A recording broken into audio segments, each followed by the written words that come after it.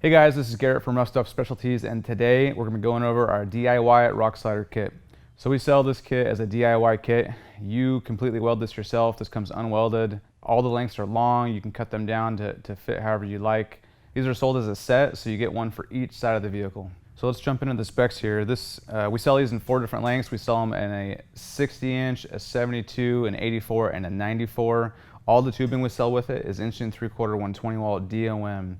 These frame plate tubes are 15 1/4 inches long. They come pre-notched, so you don't have to worry about notching that yourself. All the gussets that attach the two tubes together are 3/16. The frame plates are 1/4 inch thick. We make these thicker just because it's attaching to the frame. We don't want any deflection there. These holes come in here pre-cut, so you don't have to worry about drilling holes. You can drill holes into your frame if you want to bolt that to your frame, or you can just plug weld them if you like.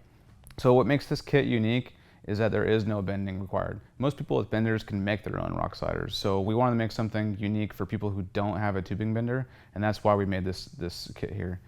Sliders obviously are made to protect your body from getting damaged. You can hit rocks with them, you can use them as a step, they can look cool, whatever you like, but really the functionality of these sliders is for people without a tubing bender and also for rock crawling.